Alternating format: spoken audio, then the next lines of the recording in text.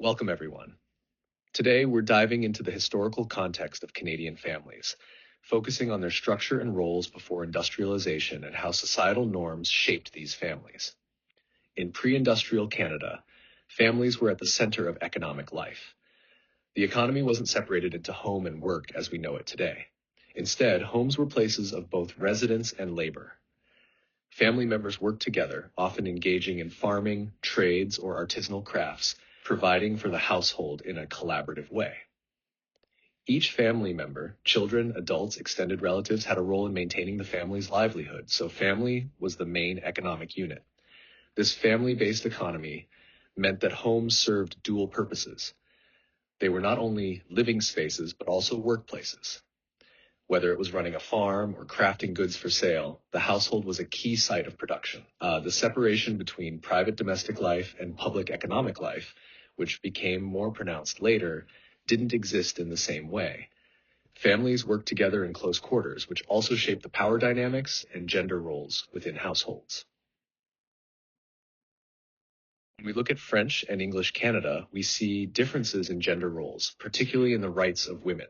In French Canada, women retained more legal rights compared to their counterparts in English Canada. Women had some property rights, which means they could manage and inherit property even after marriage, preserving their legal status. This wasn't the case everywhere, but it shows that gender roles and legal structures varied depending on the region and its cultural influences.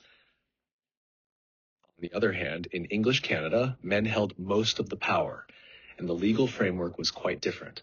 Upon marriage, women lost their legal identities. They were considered the property of their husbands, and all of their assets were controlled by the men in the household. This legal status is known as coverture. So while French Canadian women had certain legal protections, women in English Canada were legally subordinated to their husbands, reflecting a broader patriarchal structure. One important point to acknowledge is that despite Canada's progressive reputation today, the country has a history of slavery involving both Black and Indigenous peoples.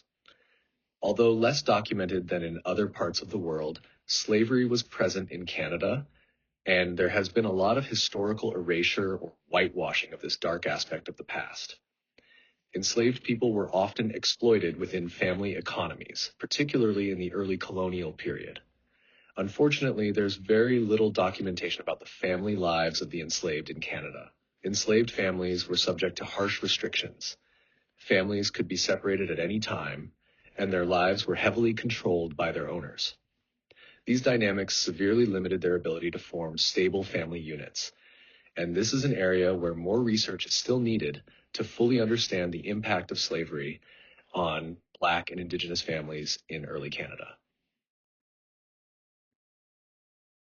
Moving on, let's now focus on the changes that came with industrialization and how they reshaped family life in Canada. Industrialization brought significant changes to the structure of families and their daily routines. One of the key shifts was the separation of home and work life.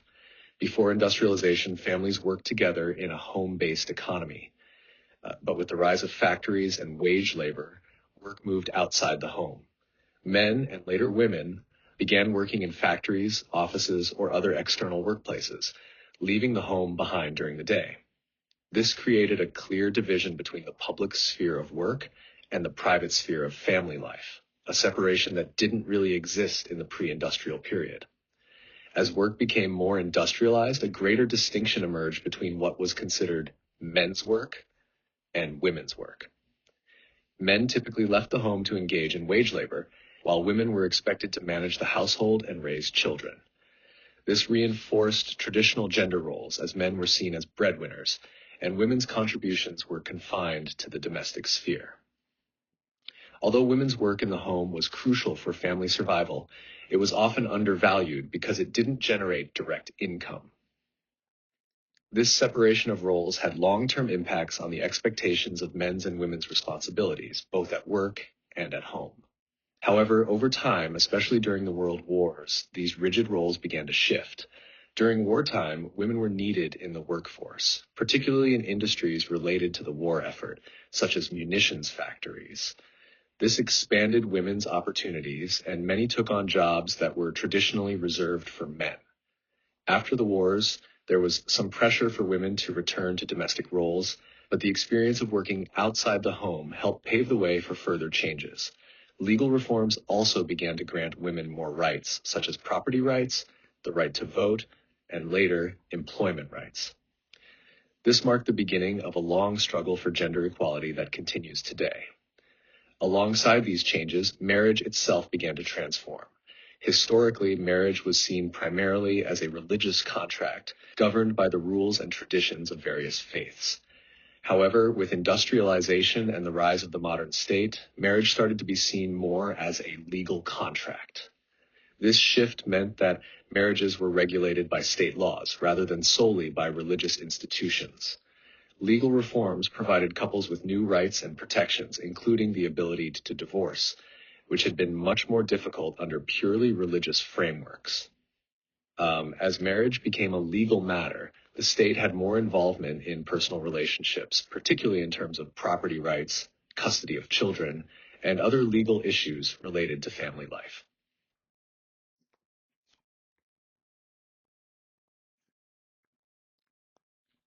Now that we've explored the impact of industrialization on family structures, let's talk about an important concept, the myth of the universal family. Often there's an assumption that there's one correct or universal family structure, typically portrayed as a heterosexual nuclear family with a married man and woman raising children.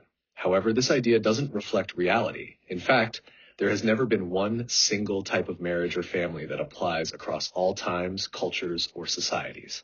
Family forms vary significantly depending on historical, cultural, economic, and social factors. Even in Canada today, we see a wide range of family types, from single-parent households to extended families, same-sex couples, blended families, and more. This diversity challenges the notion that there is one standard family. Family diversity is not a new phenomenon. It has always existed. Throughout history, different cultures and societies have organized families in many different ways. For example, Indigenous families in Canada have long embraced extended kin networks, where multiple generations live together or in close proximity, helping to raise children and support each other. Similarly, immigration has brought in various family structures, such as multi-generational households common in many Asian and African communities. Understanding this diversity is essential, as it reflects the complex ways in which families adapt to their environments, social expectations, and historical contexts. In today's society, family structures continue to evolve, often driven by changing social attitudes, legal reforms, and economic conditions. It's important to recognize and appreciate this diversity because it reflects the wide range of experiences and realities that families face. Let's shift our focus now to the different patterns of marriage that exist across cultures and societies. It's important to note that while monogamy might be the most familiar form of marriage to many, it's far from the only pattern. The most common form of marriage, particularly in Western societies, is monogamy, where two individuals, typically a man and a woman, are married to each other. This is the standard many of us are most familiar with, and it's legally enforced in many countries. However, this isn't the only way marriage is practiced around the world. A variation on monogamy is serial monogamy, where an individual may have more than one spouse or partner, but not at the same time. Divorce and remarriage are common examples of this. Someone might marry, divorce, and then remarry multiple times over the course of their life. This form of relationship is quite prevalent in many contemporary societies, including Canada and the United States. Now, moving beyond monogamy, we have polygamy, which refers to any form of plural marriage where a person has more than one spouse at the same time. There are different types of polygamy, which we'll break down. Polyandry is a form of marriage in which a woman has multiple husbands. This is much less common than other forms of marriage, but does exist in certain cultures. For example, the Toda people of India, the Marquesians in Polynesia, and some Tibetan communities practice polyandry. This type of marriage is often associated with resource scarcity, where multiple men share a wife to keep land and resources consolidated within one family. On the other hand, polygyny, where a man has multiple wives, is more widespread. It is practiced in various parts of the world, including parts of the Middle East, Asia, and Africa, as well as by some Mormon groups in the United States. In many cultures, polygyny is linked to social status, wealth, or religion, where having more wives is seen as a sign of prosperity or fulfillment of religious duties. However, it's important to recognize the differences in how this practice is viewed and regulated in various legal and cultural contexts. Finally, there's group marriage, a more complex form where multiple men and women are all married to each other. While rare, it exists in certain communal or experimental societies. Group marriages challenge the traditional monogamous structure and raise interesting questions about family roles, parenting, and partnership dynamics.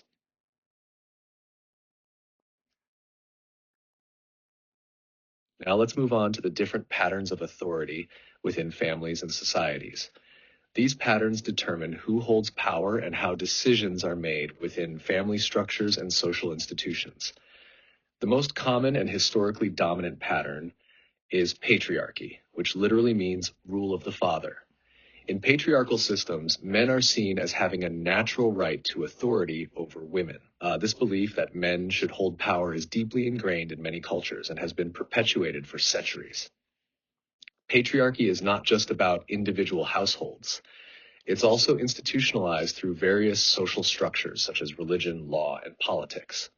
For example, in many religious institutions, men have traditionally held leadership roles, with women being excluded from positions of authority. In legal systems, we can see this historically in laws that gave men control over property, children, and even their wives.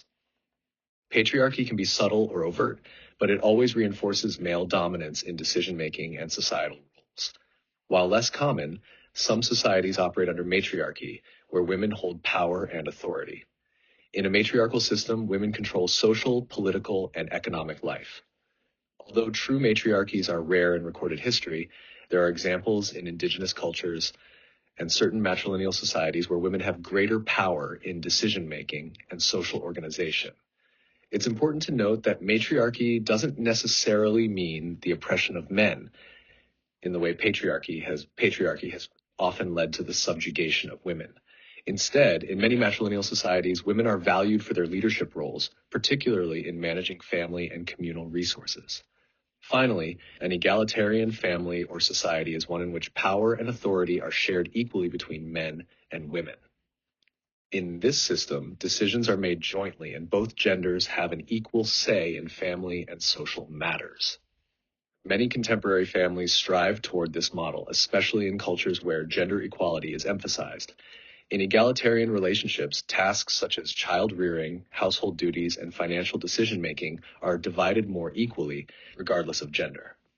This pattern reflects broader social movements toward equality, such as feminism and gender rights advocacy, which aim to dismantle patriarchal norms and create more balanced, respectful partnerships.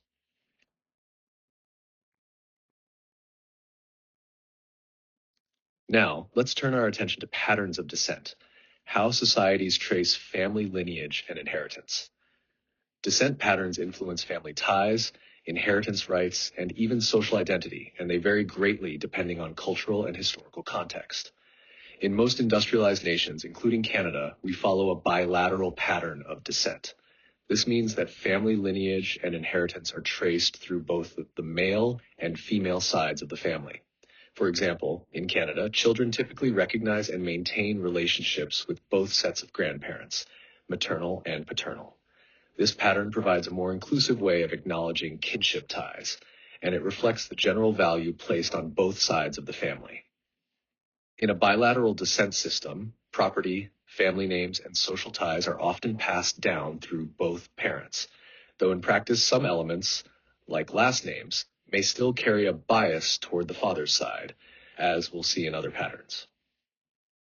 Next, we have the patrilineal pattern, where lineage is traced through the father's side of the family.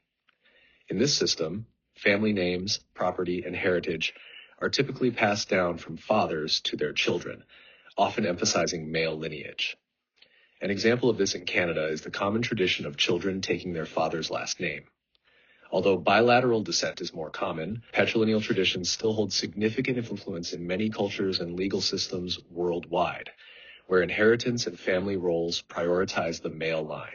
In a patrilineal system, the family identity is closely tied to the father's ancestry, which often reinforces patriarchal structures, placing more value on male contributions to family continuity. The matrilineal pattern, where lineage is traced through the mother's side, is much less common. In matrilineal societies, family heritage and property are passed down through the female line. Although rare, this pattern can be found in some indigenous cultures and certain societies around the world. One example of matrilineal descent is the Akan people of Ghana, where lineage and inheritance are traced through the mother's side, and children belong to their mother's clan. In matrilineal systems, women often hold central roles in maintaining family ties and managing property, though this doesn't necessarily mean that women dominate in all aspects of social life.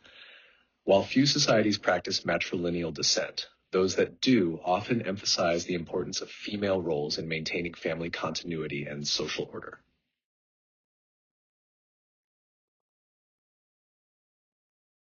Next, we're going to look at different patterns of residence, where married couples choose to live, and how this shapes family dynamics. These patterns can vary widely depending on cultural, economic, and social factors.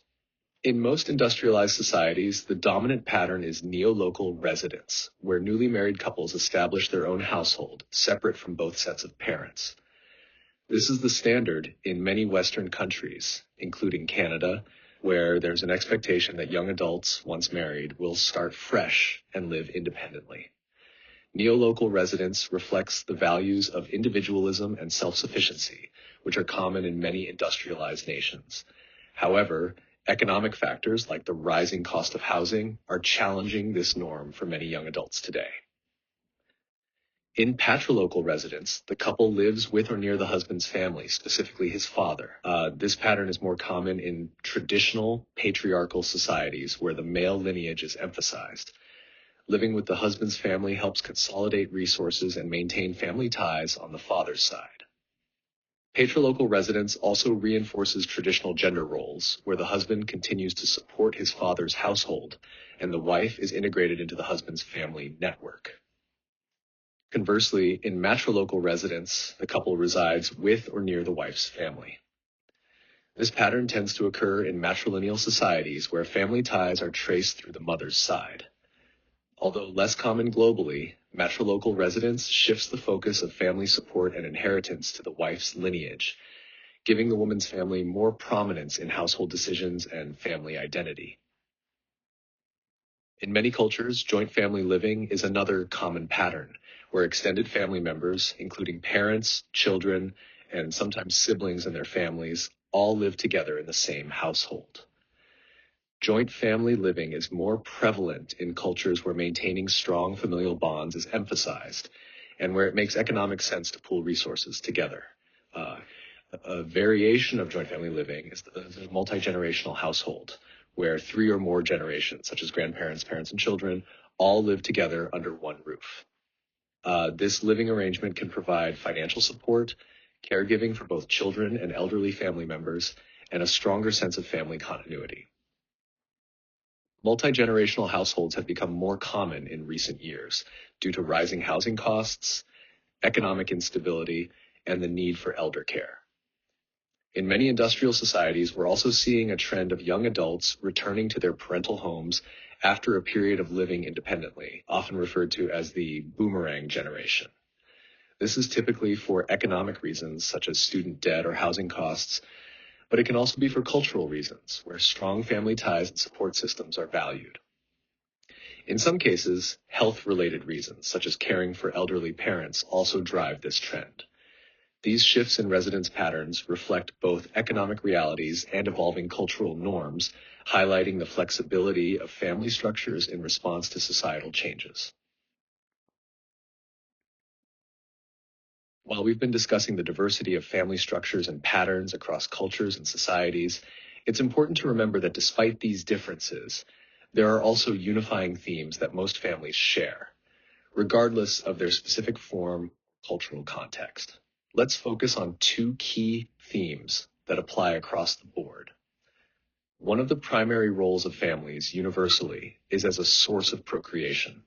Regardless of the family structure, whether it's monogamous, polygamous, or extended, the family unit plays a crucial role in the continuation of society through reproduction. Families provide the structure in which children are born, nurtured, and raised. This biological function of families ties into cultural and social expectations as well, where families are often seen as responsible for ensuring the survival of their community or lineage.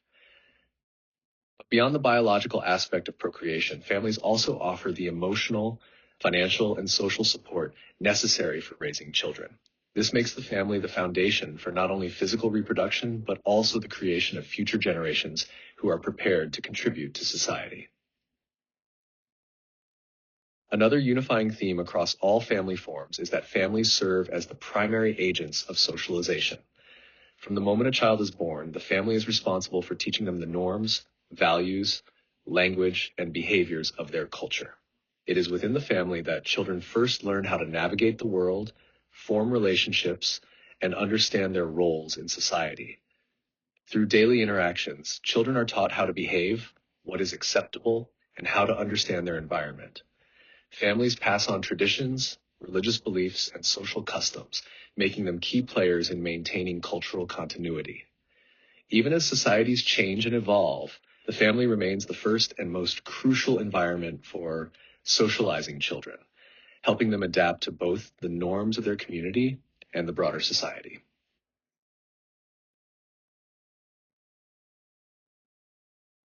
Let's now talk about globalization and how it has influenced family structures and dynamics across the world.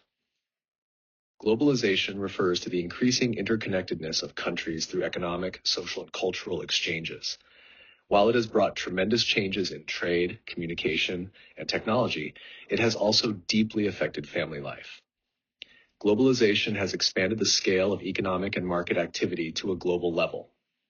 The rise of international trade, the movement of labor across borders, and the global reach of industries and services mean that families are now more connected to and affected by the global economy than ever before. Employment opportunities, migration patterns, and access to goods and services are increasingly shaped by global forces. This global interconnection has been facilitated by the expansion of telecommunication technology and the growth of multinational corporations. Advances in technology, particularly in communication, have made it easier to interact across long distances. Families can stay connected through video calls, social media, and messaging apps, even when members are spread across different countries. Meanwhile, multinational corporations have created global markets that affect family consumption patterns, employment opportunities, and even lifestyles, as products and services are now accessible worldwide. Globalization doesn't just affect families on an economic level, it also brings about structural and processual changes. Let's look at a few key examples of how family dynamics are evolving in response to globalization. One example is the rise in education levels and the increase in consumerism. In earlier times, children often had a utilitarian value to families, especially in agricultural or industrial contexts where they contributed to household labor. However, in a globalized world where education is increasingly important, children are now seen as investments in the future rather than sources of immediate economic value. With greater access to education, children spend more time in school and less time contributing to family income, shifting their role in the family dynamic. Another major change relates to the increased social and political power of women. Globalization has contributed to the spread of ideas around gender equality and women's rights. As women gain more access to education, the workforce, and political influence, we see shifts in traditional family patterns. For example, in many countries, family sizes are getting smaller, and women are choosing to marry and have children later in life. These changes reflect not only the availability of reproductive choices, but also the desire for women to build careers and achieve independence before entering into family life.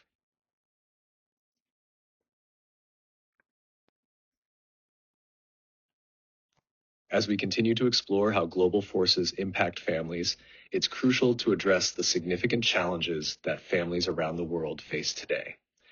These issues are often interconnected and can have profound, long-lasting effects on family structures, relationships, and individual well-being. One of the most devastating issues for families is war, terrorism, and armed conflict. In regions affected by conflict, families are often displaced, separated, and sometimes even destroyed. Conflict zones create environments of extreme instability, where access to basic necessities like food, shelter, and healthcare is disrupted. Children in these environments are particularly vulnerable, losing access to education and safety. Many families are forced to flee their homes, becoming refugees or internally displaced, which puts immense pressure on their mental, emotional, and economic well-being. Poverty and economic instability are global challenges that affect millions of families. Economic hardship can lead to food insecurity, poor living conditions, and limited access to education and healthcare. Families living in poverty often have to make difficult decisions, such as whether to send children to school, work, or how to allocate limited resources among family members. These conditions can also strain family relationships and increase the risk of violence and exploitation. While both men and women suffer in times of economic instability and conflict, women are particularly vulnerable to the long-lasting negative effects. In many parts of the world, women bear the brunt of poverty, conflict, and disease due to systemic gender inequalities. Women may face barriers in accessing healthcare, education, and employment, and they are often left with the responsibility of caring for children and elderly family members. In conflict zones, women are at higher risk of sexual violence and exploitation, and they often struggle to rebuild their lives after the conflict ends. Migration is another key issue affecting families globally. Many families migrate to escape poverty, conflict, or natural disasters in hopes of building a better life. While migration can offer new opportunities, it also comes with significant challenges. Families are often separated during the migration process, and adjusting to a new country or environment can be difficult due to language barriers, cultural differences, and legal hurdles. Migrant families may also face economic exploitation and struggle to access education and healthcare in their new surroundings. Despite these challenges, migration remains a vital strategy for many families seeking stability and opportunities for future generations. As we continue examining the challenges facing families worldwide, we need to consider broader environmental and population issues. These global concerns are deeply interconnected and have serious implications for families everywhere. One of the major concerns globally is world population growth. As the population continues to rise, there is growing fear that we may reach a point where the planet's resources, such as food, water, and land, can no longer meet the demands of so many people. The rapid increase in population, especially in certain regions, raises concerns about resource scarcity, environmental degradation, and the sustainability of human life on Earth. Many experts worry that unchecked population growth could lead to overcrowding, increased competition for resources, and heightened social tensions. This could potentially exacerbate inequality, with vulnerable families suffering the most from a lack of access to essential resources like clean water, food, and healthcare. Climate change is another critical issue that has far-reaching consequences for families worldwide. The increase in global temperatures is causing more frequent and severe natural disasters, including droughts, floods, and hurricanes. These environmental changes are disrupting food production, displacing communities, and threatening livelihoods. For many families, particularly those in agricultural regions, droughts reduce crop yields and lead to food shortages, while flooding destroys homes, infrastructure, and farmland. Families are forced to relocate, often becoming climate refugees, as their homes and livelihoods are wiped out by rising sea levels or severe weather events. This displacement can lead to economic hardship, emotional distress, and social instability as communities struggle to adapt to the changing environment. One of the most devastating effects of climate change is its contribution to global hunger. As food production becomes more unpredictable due to extreme weather patterns, global hunger has worsened in many parts of the world. Families who were already vulnerable now face even greater challenges as agricultural productivity declines, leading to higher food prices and shortages. The impact of hunger is not just physical, but also social and economic. Families that are unable to feed their children may experience greater stress and instability, leading to long-term health and developmental problems. In addition, children suffering from malnutrition are less likely to succeed in school, which affects their future prospects and perpetuates the cycle of poverty. In sum, population growth, climate change, and global hunger are deeply intertwined issues that are putting immense pressure on families worldwide. As these problems worsen, it will be crucial for governments, international organizations, and communities to work together to find sustainable solutions that ensure the well-being of future generations. In response to the global challenges we've discussed, counter movements have emerged, offering powerful examples of how people, especially young people, are standing up to address some of the world's most pressing issues. These movements are reactions to the social, political, and environmental crises facing families and communities worldwide. Counter movements arise as collective efforts to challenge existing systems, advocate for change, and demand justice. These movements have emerged in response to a wide range of global problems, including inequality, racism, gender-based violence, climate change, and the consequences of globalization. They seek to not only raise awareness, but also push for reforms and policy changes that will improve the lives of individuals and families. Let's look at a few prominent examples. The Me Too movement is a global movement that began in response to widespread sexual harassment and assault, particularly in the workplace.